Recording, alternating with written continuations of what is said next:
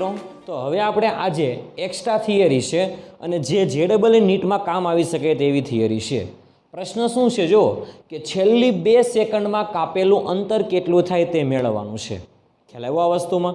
Okay, આપણે આગળના લેક્ચરમાં nમી સેકન્ડમાં કાપેલા અંતરનું સૂત્ર મેળવેલું.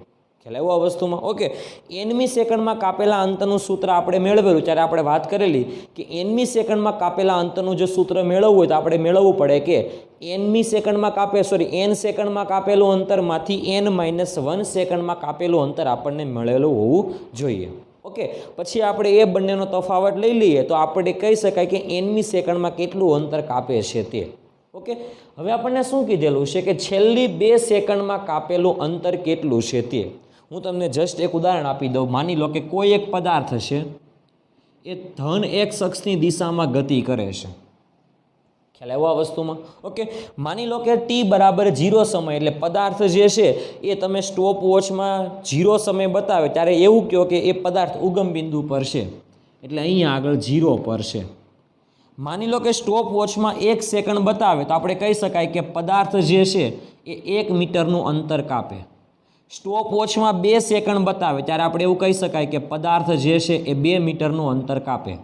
સ્ટોપ વોચમાં 3 સેકન્ડ બતાવે ત્યારે આપણે એવું કહી શકાય કે પદાર્થ જે છે એ 3 મીટરનું અંતર કાપે છે. આ જસ્ટ ઉદાહરણ છે. ઓકે, ચાલો. સ્ટોપ વોચમાં 4 સેકન્ડ બતાવે ત્યારે કહી શકાય કે પદાર્થ જે છે એ ઉગમ બિંદુથી 4 મીટર અંતરે છે.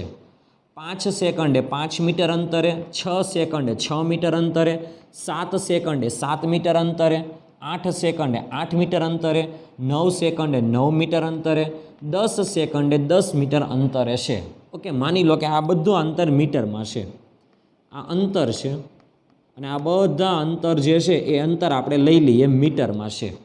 ખ્યાલ આવ્યો આ વસ્તુમાં? ઓકે, હવે ખાસ ધ્યાન આપજો. બરાબર, આપણે આગળ nમી સેકન્ડમાં વાત કરેલી. માની લો કે 8મી સેકન્ડમાં કાપેલું અંતર કેટલું છે એ મેળવવું હોય તો આપણે કીધેલું આ 1લી સેકન્ડમાં, આ 2જી સેકન્ડ, આ 3જી સેકન્ડ, આ 4થી સેકન્ડ, આ 5મી સેકન્ડ, આ 6ઠ્ઠી સેકન્ડ, આ 7મી સેકન્ડ અને આ 8મી સેકન્ડ. આપણે કીધેલું કે 8મી સેકન્ડમાં કાપેલું અંતર આટલું છે એટલે આપણે શું કરતા હતા તો કે 8 સેકન્ડમાં કાપેલા અંતરમાંથી 7 સેકન્ડમાં કાપેલું અંતર બાદ કરીએ તો આપણને 8મી સેકન્ડમાં કાપેલું અંતર મળતું હતું. ખ્યાલ આવ્યો આ વસ્તુમાં? ઓકે, તો આપણે એવું પણ કહી શકાય કે અહીંયા આગળ આપણને પ્રશ્ન એવો કીધેલો છે કે છેલ્લી 2 સેકન્ડમાં કાપેલું અંતર. માની લો કે કોઈ પદાર્થ જે છે એ 10 સેકન્ડમાં 10 મીટરનું અંતર કાપે છે. કેટલી સેકન્ડમાં? 10 સેકન્ડમાં 10 મીટરનું અંતર કાપે છે. તો માની લો કે તમને કોઈ એમ કે 10મી સેકન્ડમાં કેટલું અંતર કાપ્યું? કેટલામી સેકન્ડમાં? 10મી સેકન્ડમાં. તો 10મી સેકન્ડ કઈ થાય? આ 1લી સેકન્ડ, આ 2જી, આ 3જી, આ 4થી, આ 5મી, આ 6ઠ્ઠી, આ 7મી, આ 8મી, આ 9મી અને આ 10મી. આ 10મી સેકન્ડમાં કાપેલું અંતર એટલે આપણે બોલતા હતા કે 10 સેકન્ડમાં કાપેલા અંતરમાંથી 9 સેકન્ડમાં કાપેલું અંતર બાદ કરી દઈએ તો આપણને 10મી સેકન્ડમાં કેટલું અંતર કાપ્યું એ આપણને મળી જાય. ખ્યાલ આવ્યો આ વસ્તુમાં કહેવાનો મતલબ? ઓકે, તો અહીંયા આગળ આપણે શું કામ કરવાનું છે કે 10મી સેકન્ડમાં કાપેલું અંતર એટલે આપણે કીધેલું કે 10 સેકન્ડમાં કાપેલું અંતરમાંથી 9 સેકન્ડમાં કાપેલું અંતર બાદ કરીએ તો આપણને જે અંતર મળે ને એ 10મી સેકન્ડમાં કાપેલું અંતર મળે. તો અહીંયા આગળ બરાબર ધ્યાનથી જોજો, એક્સ્ટ્રા મુદ્દાઓ છે. આટલું જેટલું અંતર છે ને એને આપણે 2 રીતે લખી શકાય. કેટલામી સેકન્ડમાં? 10મી સેકન્ડમાં 10મી સેકન્ડમાં કાપેલું અંતર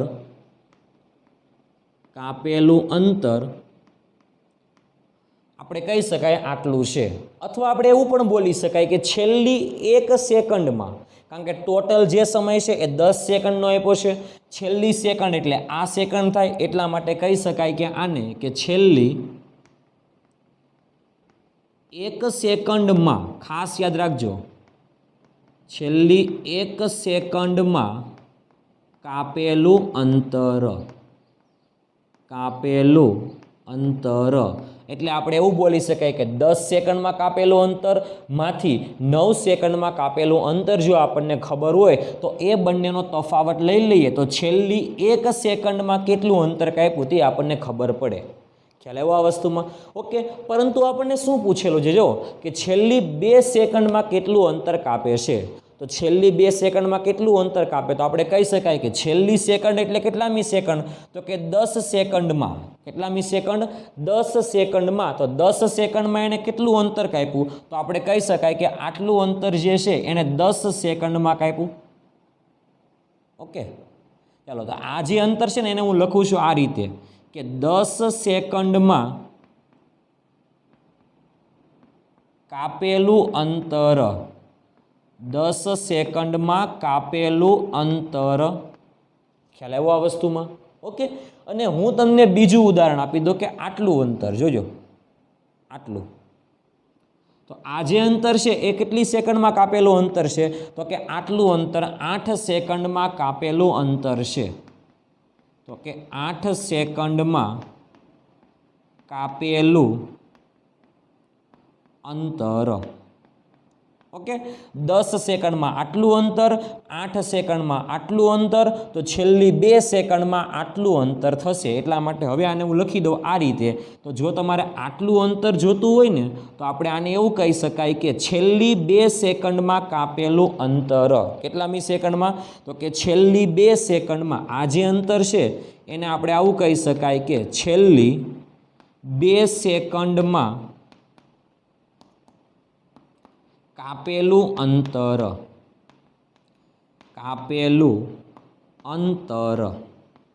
तो छेल्ली 2 सेकंडमां आटलुं अंतर कापे छे छेल्ली 2 सेकंडमां कापेलुं अंतर एटले आपणे एवुं कही शकाय के 10 सेकंडमां कापेला अंतरमांथी 8 सेकंडमां कापेलुं अंतर ख्याल आव्यो आ वस्तुमां एटले के छेल्ली 2 सेकंडमां कापेलुं अंतर।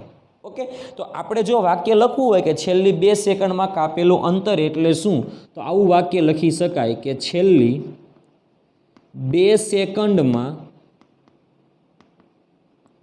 કાપેલું અંતર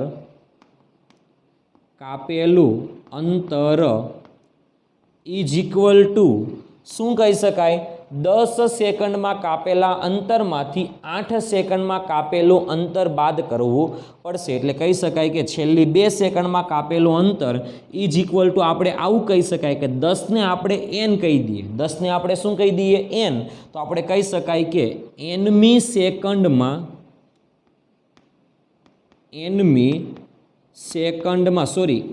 સેકન્ડમાં nમી સેકન્ડ નહીં પરંતુ આપણે કહી શકાય કે n સેકન્ડમાં કાપેલું અંતર माथी आपणे शुं बाद करवू पड़े तो के माइनस केटलामी सेकंडमां तो के 8 एटले केटला कही शकाय के 10 - 2 एटले 10 ने आपणे n कहीए तो आपणे कही शकाय के n - 2 तो आपणे कही शकाय के n - 2 सेकंडमां कापेलू अंतर ख्याल आव्यो आ वस्तुमां एटला माटे आपणे कही शकाय के छेल्ली 2 सेकंडमां कापेलुं अंतर एटले के n सेकंडमां कापेलुं अंतर मांथी n - 2 सेकंडमां कापेलुं अंतर जे रीते आपणे आमां बोलता हता के छेल्ली 1 सेकंड एटले nमी सेकंड कहेवाय छेल्ली 1 सेकंड एटले nमी सेकंड कहेवाय परंतु छेल्ली 2 सेकंडमां कापेलुं अंतर एटले आपणे शुं करवुं पड़े n सेकंडमां कापेला अंतरमांथी n - 2 सेकंडमां कापेलुं अंतर आपणने खबर होवी जोईए ख्याल आव्यो એટલા માટે આપણે એને આ રીતે લખી શકાય કે છેલ્લી 2 સેકન્ડમાં કાપેલું અંતર dn - 2 એટલે આને કહી શકાય કે છેલ્લી 2 સેકન્ડમાં કાપેલું અંતર એટલે કે આપણે એને d કહી દઈએ ધ્યાનથી જોજો ઇઝ ઇક્વલ ટુ dn એટલે n સેકન્ડમાં કાપેલું અંતર માથી આપણે બાદ કરી દેવાનું d n - 2 સેકન્ડમાં કાપેલું અંતર બાદ કરી દઈએ તો આપણને છેલ્લી 2 સેકન્ડમાં કાપેલું અંતર મળી જશે ખ્યાલ આવ્યો આ વસ્તુમાં એટલે આ સૂત્રનો આપણે ઉપયોગ કરવાનો છે કે dn - dn - 2 आ dn એટલે n સેકન્ડમાં કાપેલું અંતર અને dn - 2 એટલે n - 2 સેકન્ડમાં કાપેલું અંતર આ બંનેનો તફાવત લઈએ એટલે આપણને છેલ્લી 2 સેકન્ડમાં કાપેલા અંતરનું સૂત્ર મળી જશે ખ્યાલ આવ્યો આ વસ્તુમાં વિદ્યાર્થી મિત્રો ઓકે આપણી પાસે n સેકન્ડમાં કાપેલા અંતરનું સૂત્ર શું હતું n સેકન્ડમાં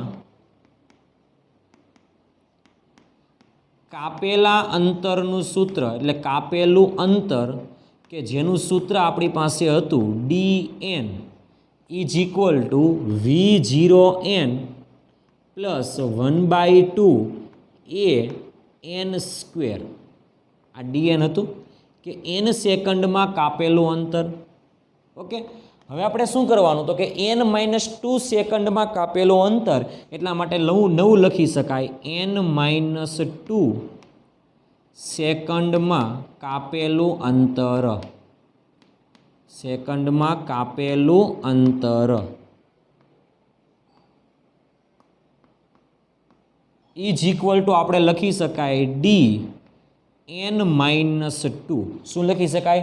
dn-2 ઇઝ ઇક્વલ ટુ આપણે લખી શકાય v0. nની જગ્યાએ આપણે લખવાનું n-2. ખ્યાલ આવ્યો આ વસ્તુમાં? પ્લસ 1/2 એ nની જગ્યાએ n-2 આખા પદનો વર્ગ. આપણે આવું લખી શકાય.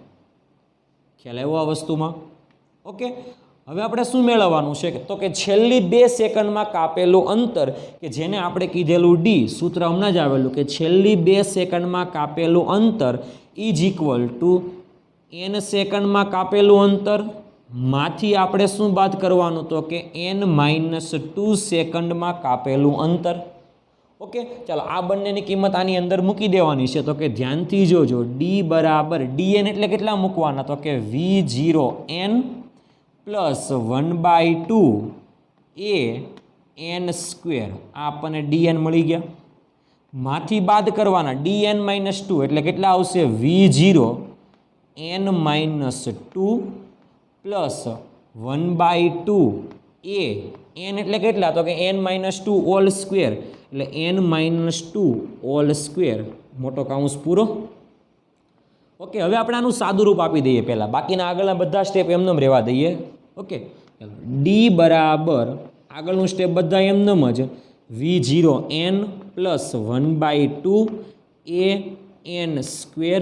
આ માઇનસ આ પહેલો કાઉન્સ હતો, આ બીજો કાઉન્સ આ v0 એની અંદર કાઉન્સ n-1 પ્લસ 1/2 n-2 અહીંયા 2 આવશે ને, n-2 આખા પદનો વર્ગ એનું વિસ્તરણ કરીએ એટલે પહેલા પદનો વર્ગ માઇનસ 2 ગુણ્યા પહેલું પદ ઇન્ટુ બીજું પદ. પહેલું પદ n, બીજું પદ 2, તો 2 ગુણ્યા પહેલું પદ ગુણ્યા બીજું પદ કરીએ એટલે આખું સ્ટેપ થશે 4n પ્લસ બીજા પદનો વર્ગ એટલે 4 કાઉન્સ પૂરો. ખાલી કરવાનું શું તો કે આ v0 ને અંદર ગુણીએ અને 1/2 એને અંદર ગુણી દઈએ એટલે આપણું નવું સ્ટેપ શું બનશે ધ્યાનથી જોજો. d બરાબર v0n પ્લસ 1/2 an સ્ક્વેર. આ કાઉન્સ પૂરો માઇનસ આને અંદર ગુણીએ એટલે v0n માઇનસ 2v0. ધ્યાનથી જો. ઓકે, પ્લસ 1/2 an સ્ક્વેર અને 1/2 એ આની અંદર ગુણાકાર થશે એટલે 2 કેન્સલ એટલે વધશે ઉપર 2, અહીંયા n અને સોરી અહીંયા a અને અહીંયા n એટલે કહી શકાય માઇનસ 2an. ખ્યાલ આવ્યો આ વસ્તુમાં? પ્લસ 1/2 a ઇન્ટુ 4 એટલે કહી શકાય કે 2a. ઓકે, આટલું વધશે. હવે શું કામ કરવાનું? આ માઇનસને આપણે અંદર ગુણાકાર કરી દેવાના. એટલે માઇનસને અંદર તમે ગુણાકાર કરશો એટલે આગળનું સ્ટેપ આપણું આવું થશે d બરાબર v0n પ્લસ 1/2 an સ્ક્વેર.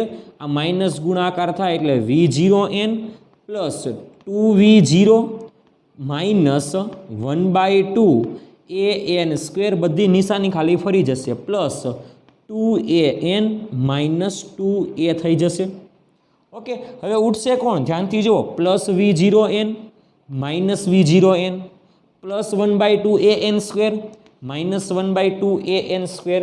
હવે વધશે શું? ખાલી અહીંયા આગળ જુઓ 2v0, એટલા માટે લખી શકાય કે d બરાબર 2v0 પ્લસ 2an એટલે plus 2an minus 2a minus 2a. ખ્યાલ આવ્યો આ વસ્તુમાં?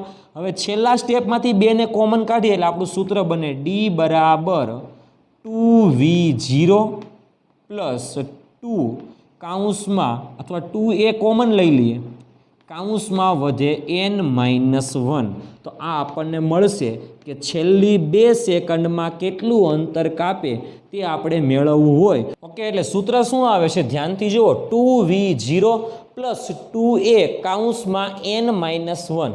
એટલે આ જે સૂત્ર છે એ છેલ્લી 2 સેકન્ડમાં કાપેલા અંતરનું સૂત્ર મળે છે. ખ્યાલ આવ્યો આ વસ્તુમાં? એટલે બરાબર ધ્યાનથી જોજો કે છેલ્લી 2 સેકન્ડમાં તમારે કેટલું અંતર કાપે છે પદાર્થ એ મેળવવું હોય તો તમારે આ સૂત્ર આધારિત મેળવી શકાય છે. ખ્યાલ આવ્યો આ વસ્તુમાં વિદ્યાર્થી મિત્રો? ઓકે, હવે તમે ધ્યાનથી જુઓ કે આ સૂત્ર જે છે એ સૂત્રમાં v0 એટલે પ્રારંભિક વેગ છે. આપણે કોઈ પણ પદાર્થ મુક્ત પતન કરતો હોય તો આપણે એવું કહી શકાય કે પ્રારંભિક વેગ 0 છે. તો આપણે કન્ડિશન લખી દઈએ કે ધારો કે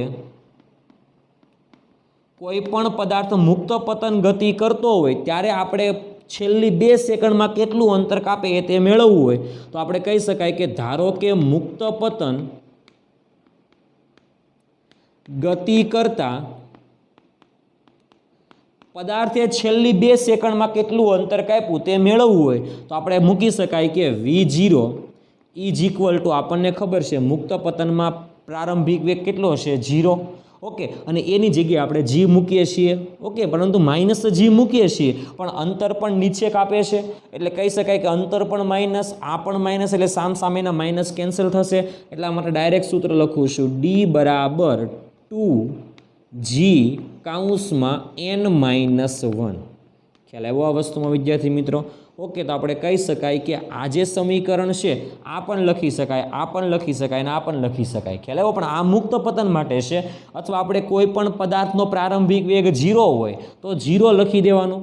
ઓકે, તો જો પદાર્થ સુરેખ પથ પર ગતિ કરતો હોય, મુક્ત પતન ન કરતો હોય તો આપણે પ્રવેગ લખવાનો. પણ મુક્ત પતન કરતો હોય તો પ્રારંભિક વેગ પણ 0 લખવાનો અને પ્રવેગ છે જે એ ગુરુત્વ પ્રવેગ જેટલો હોવો જોઈએ. ખ્યાલ આવ્યો? તો આ લખી શકાય. નકર તો સામાન્ય રીતે પ્રારંભિક વેગ 0 હોય તો અહીંયા આગળ 0 લખો એટલે આખું સ્ટેપ કેન્સલ. તો છેલ્લી 2 સેકન્ડમાં કેટલું અંતર કાપે તો કે 2a n-1 જેટલું અંતર કાપશે. ખ્યાલ આવ્યો આ વસ્તુમાં વિદ્યાર્થી મિત્રો? ઓકે, એટલે બરાબર ધ્યાનથી આ સૂત્રને જોવાનું છે. ઓકે, તો છેલ્લી 2 સેકન્ડમાં કેટલું અંતર કાપે તેના માટેનું સૂત્ર છે. એટલે બરાબર ધ્યાનથી સૂત્રને યાદ રાખવાનું છે. ખ્યાલ આવ્યો આ વસ્તુમાં વિદ્યાર્થી મિત્રો? ઓકે, તો આ જે થિયરી હતી, એક્સ્ટ્રા થિયરી કે છેલ્લી 2 સેકન્ડમાં કેટલું અંતર કાપે તેના વિશેનું સૂત્ર આપણે જોઈ ગયા. ઓકે.